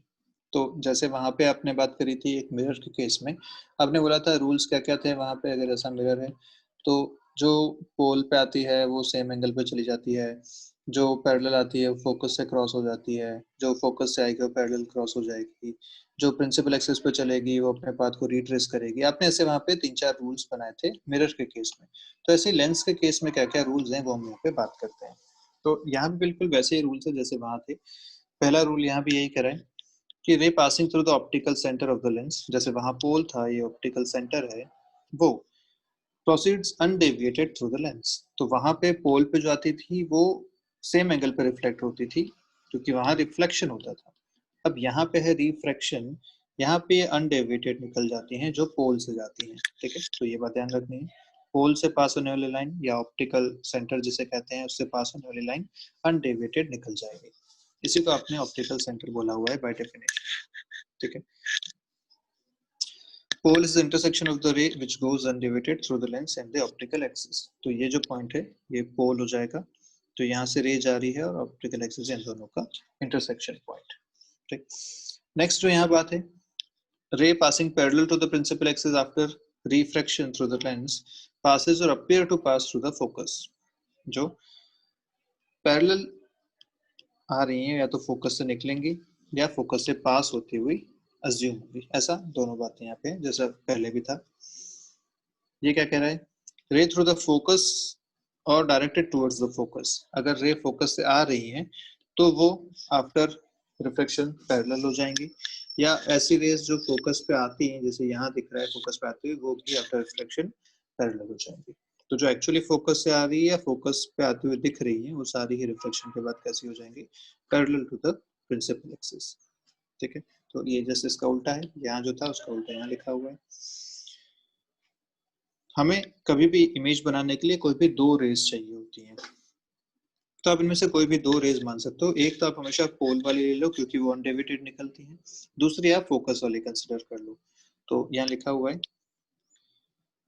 only two rays from the same point of an object are needed for image formation in the point where the rays after refraction through the lens intersect or appear to intersect is called the image. ठीक है, if they actually intersect each other, image is real. If they appear to intersect, image is said to be virtual. सारी वही बातें हैं जो अभी तक आज तक करते आए हैं। आगे बढ़ते हैं। पूछा है आपसे पोजीशन ऑफ द इमेज बताइए, यू और एफ आपको यहाँ पे दे रखे हैं। हमें पता है लेंस फॉर्मूला क्या कहता है, 1/v minus 1/u equal to 1/f। सीधा सीधा बस फॉर्मूला में पुट करनी है वैल्यूज। क्या क्या आंसर मिल जाएंगे आपको? आंसर आपको मिलेंगे यहाँ से 1/v is equal to 1/f मतलब 1/10 प्लस 1/u इज 1/30। सॉल्व करेंगे तो क्या आएगा, यहाँ से एलसीएम आ रहा है 3 0, इधर आ रहा है 3 प्लस 1 1/v, तो v आपके मिल गया 30/4 which is nothing but 7.5 centimetres. तो ये आपका आ गया v। अच्छा, ये कैसा लेंस होगा? ये कन्वर्जिंग लेंस था, डाइवर्जिंग लेंस था, कैसा लेंस था ये? इसका फोकस जो है वो पॉजिटिव है, मतलब ये कैसा लेंस होगा? ये कन्वर्जिंग लेंस होगा। ठीक है, कन्वर्जिंग लेंस के लिए अगर आप बनाओगे तो ऐसा इसमें बेसिकली है। ये कन्वर्जिंग लेंसेज के लिए यू पॉजिटिव है, मतलब मान लीजिए यहाँ पे ऑब्जेक्ट है तो जो रेज आ रही है वो ऐसी आ रही है। वर्चुअल ऑब्जेक्ट यहाँ पे रखा हुआ है, इस तरीके से रेज आना चाहती थी लेकिन कन्वर्ज हो गई तो उससे पहले ही थोड़ा सा मिल गई यहाँ पे। तो यू आपको दे रखा है ये 30, इमेज इसकी बन गई यहाँ पे 7.5 पे। ऐसा ये फाइनल हुआ। ठीक है, ये आप इसका बना सकते हैं रे डायग्राम। क्लियर है यहाँ तक अच्छे से? चलिए बात करते हैं आगे ट्रांसवर्स मैग्निफिकेशन है कन्वर्जिंग लेंस के केस में। हमने स्फेरिकल के केस में बात करी थी, वहां पे एक्सप्रेशन भी हमने कैलकुलेट किया था। यहाँ पे हम बात कर रहे हैं कन्वर्जिंग लेंस के केस में कितना ट्रांसवर्स मैग्निफिकेशन होगा। तो बात सारी वही है, यहाँ पे डायग्राम आपके सामने है। यहाँ पे अगर ऑब्जेक्ट रखा हुआ है, ऑब्जेक्ट लेंथ HO है, उससे जो रेज निकल रही है उसका हम रे डायग्राम अगर बनाए तो अब कैसे बना सकते हैं? जो रे पैरेलल निकली वो आगे चल के फोकस को क्रॉस करेगी, जो पोल से निकलती है वो अनडेविएटेड निकल जाती है, जहां जाके दोनों मिली वहां आपकी इमेज बन जाएगी। ये किसी भी रे डायग्राम का तरीका है, किसी भी इमेज को बनाने का तरीका है। एक ray parallel to the principal axis focus से पास करा दो, दूसरी पोल से स्ट्रेट पास करा दो, ये दोनों जहां मिलेगी वहां आपकी इमेज बन जाएगी। और क्योंकि कन्वर्जिंग है इसलिए हमने इसको कन्वर्ज कर दिया।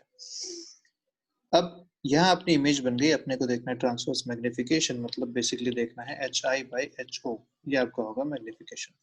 ठीक है, कैसे कैलकुलेट करें? फिर से ट्राइंगल यहाँ पे बन रहे हैं। एक ट्राइंगल आपका बन रहा है ये HO/U इज tan थीटा, यहाँ पे दूसरा आपका यहाँ पे बन रहा है, ये है इमेज, ये है ये, अगेन आपके पास बन रहा है HI/V is again tan theta. तो सीधा सीधा लिख सकते हैं यहाँ से tan थीटा इस फर्स्ट केस में बन रहा है HO/U के बराबर, सेकंड इस ट्रायंगल में भी tan थीटा जो बन रहा है कितना बन रहा है HI/V के बराबर। ठीक है, दोनों एंगल सेम होंगे क्योंकि पोल से जो लेंथ जाती है, लाइट जाती है, वो अनडेविएटेड जाती है, तो एंगल थीटा है तो ये भी एंगल थीटा होगा। इन दोनों को अगर मर्ज करके लिखा जाए तो हम लिख सकते हैं सीधा सीधा यहाँ से HI/HO कितना मिल रहा है, ये आपको मिल रहा है V/U के बराबर। तो ये आपका आएगा लेंस से, कन्वर्जिंग लेंस से ट्रांसवर्स मैग्निफिकेशन। वहां मिरर में कितना रहा था -V/U, तो बस थोड़ा सा स्लाइड डिफरेंस है, ध्यान रखिएगा। मिरर में -V/U था, यहाँ पे लेंस में, कन्वर्जिंग लेंस में V/U है। क्लियर है? देखते हैं क्वेश्चन क्या कह रहा है इस पे। सीधा सीधा सा क्वेश्चन है, find out position, height and nature of the image. F दे रखा है आपको, ऑब्जेक्ट 30 पे दे रखा है, ऐसा ऑब्जेक्ट है। तो क्योंकि ये कन्वर्जिंग लेंस है, कन्वर्जिंग लेंस के लिए फोकस लेंथ पॉजिटिव होती है, तो +10 सेंटीमीटर फोकस हो गया। रियल ऑब्जेक्ट है तो U -30 सेंटीमीटर हो जाएगा, क्योंकि जो रेज चलेंगे वो ऐसे चलेंगी, तो this direction is positive, this direction is negative. ठीक है, U हो गया -30 और हाइट ऑफ ऑब्जेक्ट हो गया आपका 2 सेंटीमीटर। अपने को पहले पोजीशन निकालना है, तो v निकालना पड़ेगा, 1/v minus 1/u equal to 1/f। यहाँ से 1/v देखें तो 1/f is +10 plus 1/u, 1/u is -30। यहाँ से कितना आएगा 30, अगर एलसीएम है तो 3 माइनस 1 2/30।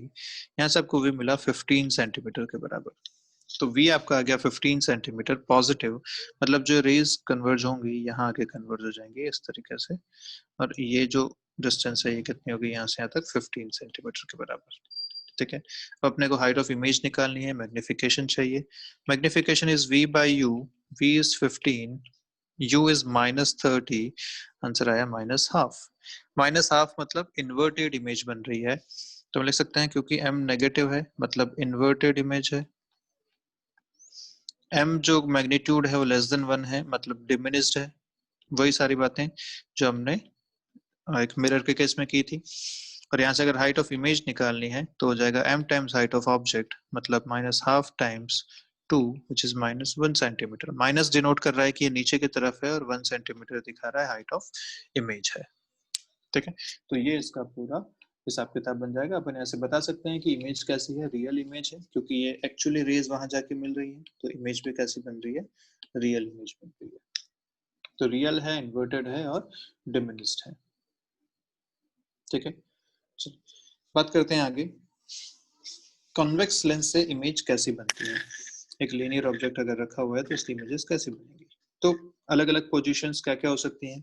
एक हो सकता है कि जब ऑब्जेक्ट इन्फिनिटी पे हो, ऑब्जेक्ट जब इन्फिनिटी पे होगा तो जो रेज आएंगी, हम जानते हैं कि कॉन्वेक्स मिरर है, इस केस में जो रेज आएंगी वो फोकस से पास होंगी, पैरेलल रेज आएंगे, तो जब फोकस से पास हो रही हैं तो इमेज यहाँ बनेगी, कैसी बनेगी, पॉइंट साइज की बनेगी, रियल होगी, इन्वर्टेड होगी और हाईली डिमिनिस्ड होगी, मतलब एक पॉइंट साइज की इमेज यहाँ बन रही है। अगर ऑब्जेक्ट बियॉन्ड 2f पे है, मतलब 2f और इन्फिनिटी के बीच में है, तो कहाँ बन रही है इस बार, f और 2f के बीच में। अगेन कैसी है, रियल, इन्वर्टेड और डिमिनिस्ड। आप ये डायग्राम सारे बना सकते हैं, बोर्ड्स में आपको इनको करना भी है। अगर 2f पे है तो सेम पोजीशन पे वापस इमेज बनती है, 2f पे इन्वर्टेड होती है, रियल होती है और सेम साइज की होती है। अगर ये f और 2f के बीच में आ जाता है तो ये 2f से पीछे चला जाएगा, 2f से पीछे रियल बनेगी, इन्वर्टेड बनेगी और एनलार्ज बनेगी। देखिए जब 2f से पहले पहले तक थी इधर, तो यहाँ पे इमेज बनती थी छोटी। अब जैसे 2f पे आया तो बराबर बनी, अब 2f से f के बीच में इधर चला तो इमेज एनलार्ज बनने लग गई। अगर फोकस पे रखा हुआ है तो हम जानते हैं फोकस से जो रेज चलेंगे वो बाद में पैरेलल हो जाएंगे, जाके बनेगा इन्फिनिटी पे, तो इमेज इज इन्फिनिटी, रियल होगी, इन्वर्टेड होगी और हाईली मैग्नीफाइड होगी इन्फिनिटी पे। और अगर f और o के बीच में आ गया तो ये एक वर्चुअल इमेज बन जाएगी, यहाँ से जो रेज चलेंगे वो ऐसे पीछे आते हुए अपने को दिखाई देंगी। तो जो यहाँ बनेगी, यहाँ पे बनेगी virtual, erect and magnified on the same side of the object, इस तरीके से। तो ये सारी बातें हैं, आप इनका एक टेबल बनाएंगे। टेबल में आपको लिखना है कॉन्वेक्स लेंस के केस में, कॉन्वेक्स लेंस है उसके केस में आपको लिखना है u कहाँ है, v कहाँ है और उसका इमेज का नेचर कैसा है, और आपको ये सारे डायग्राम साथ में बनाने हैं। ऐसे एक टेबल आप पूरी कंप्लीट करेंगे। ठीक है, आगे बात करते हैं, अगर वर्चुअल ऑब्जेक्ट रखा हुआ है कॉन्वेक्स लेंस में तो क्या होगा। तो वर्चुअल लेंस ऑब्जेक्ट अगर है तो हम जानते हैं कि जो रेज आएंगी वो इस तरीके से आएंगी, दिस विल बी x, और ये x जो होगा वो पॉजिटिव होगा क्योंकि रेज इधर आ रही है, ये पॉजिटिव होगा। तो यहाँ पे जो u लिखेंगे वो पॉजिटिव x, जो फोकस लिखेंगे वो +f लिखा जाएगा। अगर लेंस फॉर्मूला से देखा जाए तो 1/v minus 1/x equal to 1/f, ये लिखेंगे यहाँ पे 1/v minus 1/u equal to 1/f, u की जगह डाल दिया x। यहाँ से आप देखो तो फॉर्मूला बन रहा है ये। अब अगर x इक्वल टू 0 है, x इक्वल टू 0 मतलब अगर ऑब्जेक्ट यहाँ पे प्लेस्ड है तो v कितना हो जाएगा, इनफाइनाइट, जो इमेज बनेगी वो इनफाइनाइट पे बनेगी। और अगर x इनफाइनाइट है तो v बन रहा है f। अगर x इनफाइनाइट मतलब ऐसी रेज आ रही हैं आपकी, पैरेलल रेज आ रही हैं, तो ऑब्वियसली ये कहाँ से कटेंगी, ये फोकस पे जाके कटेंगी।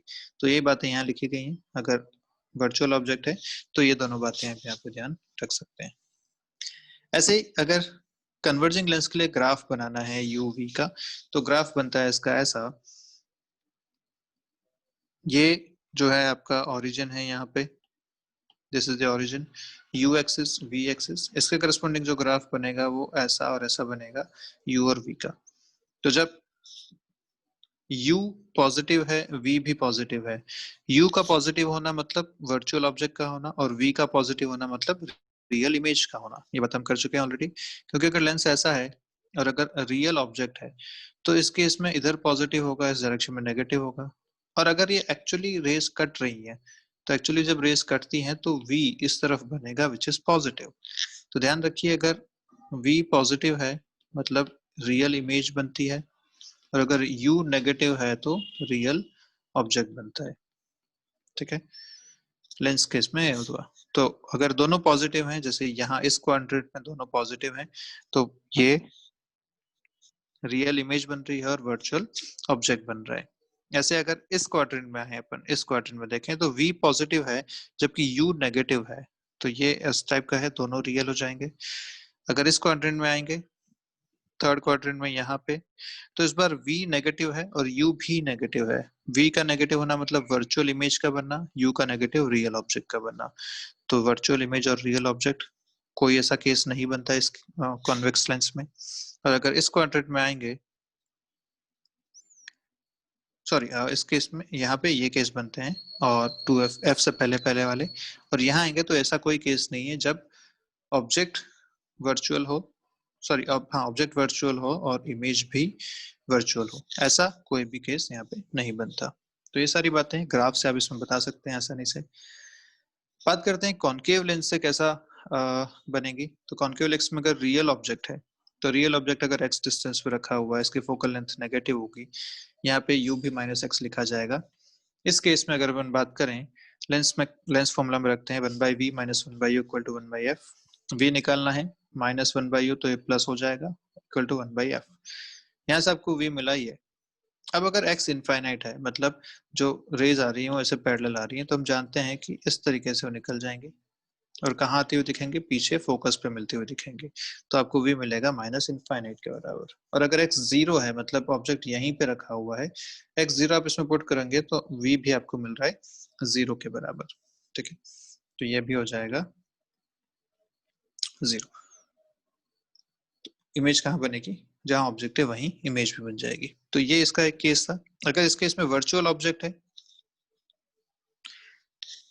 डाइवर्जिंग के केस में, तो क्या हो जाएगा, वर्चुअल ऑब्जेक्ट मतलब x इस तरफ है, पॉजिटिव हो जाएगा, f नेगेटिव है। इस बार आप अगर वैल्यूज रखते हैं तो ये फॉर्मूला बनता है। इस केस में अगर आप x इक्वल टू 0 रखोगे तो v इक्वल टू 0 मिल रहा है, मतलब अगर ऑब्जेक्ट यहाँ पे है तो इमेज यहीं बन जाएगी। और अगर x जो है वो फोकस से कम है तो आपको v जो है वो प्लस u के बराबर मिलता है, मतलब जहां इमेज रखी है वहीं ऑब्जेक्ट बनेगा, या जहां ऑब्जेक्ट रखिए वहीं इमेज बन जाएगी। ऐसे ही इसमें 2-3 केसेस और हैं, आप इसे एक बार चेक कीजिए विद दिस फॉर्मूला। इसके लिए अगर ग्राफ बनाया जाएगा तो इसका जो ग्राफ बनेगा वो ग्राफ u और v एक्सिस पे ऐसा बन जाएगा। फिर से वही सारी बातें हैं, अगर u पॉजिटिव है तो वर्चुअल ऑब्जेक्ट है, v पॉजिटिव है तो रियल इमेज है। इस केस में ऐसा ग्राफ तब बनता है जब लेंथ फोकस से कम हो।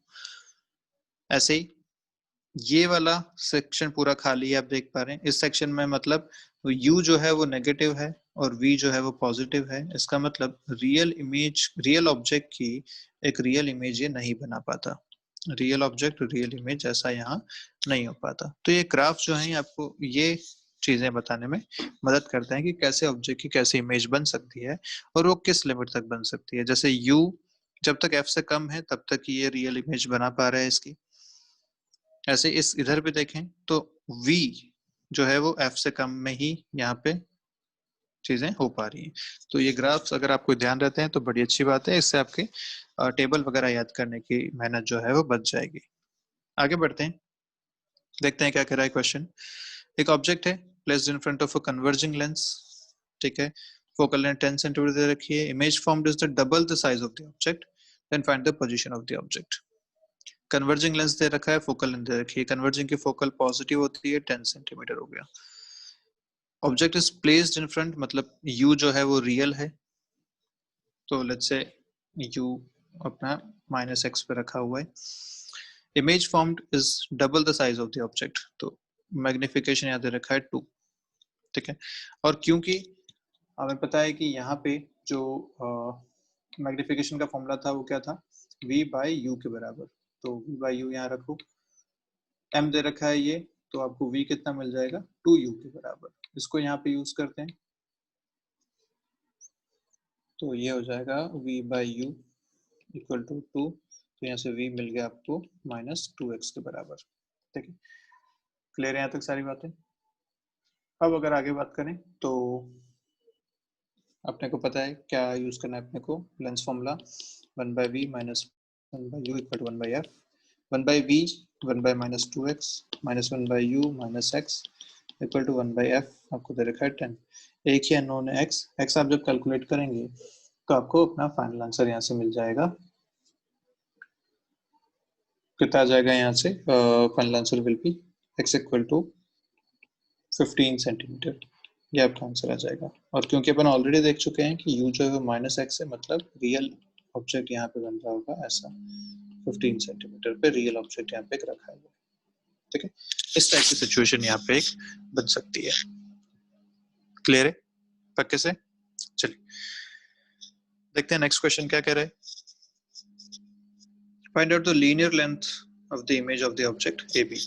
आपको इसकी लीनियर लेंथ पता करनी है, तो सीधा सा हिसाब है, ऐसा कैसे कर सकते हैं अपन।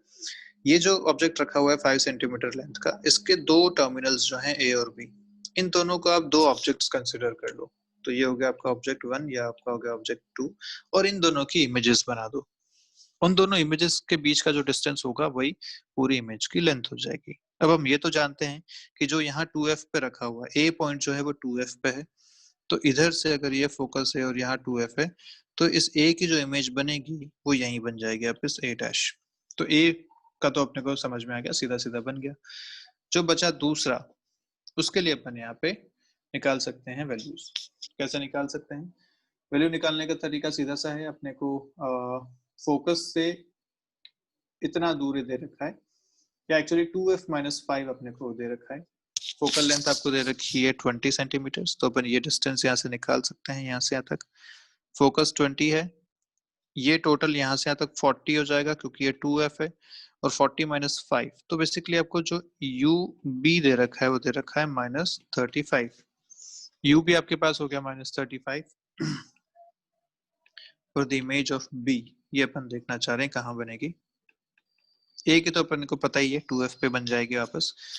बी की इमेज के लिए अपन देखना चाह रहे हैं, तो यू बी हो गया आपका -35 सेंटीमीटर। एफ क्योंकि कन्वर्जिंग लेंस है तो +20 हो गया। इन दोनों को यूज करके अपन वी निकाल सकते हैं, वी बी।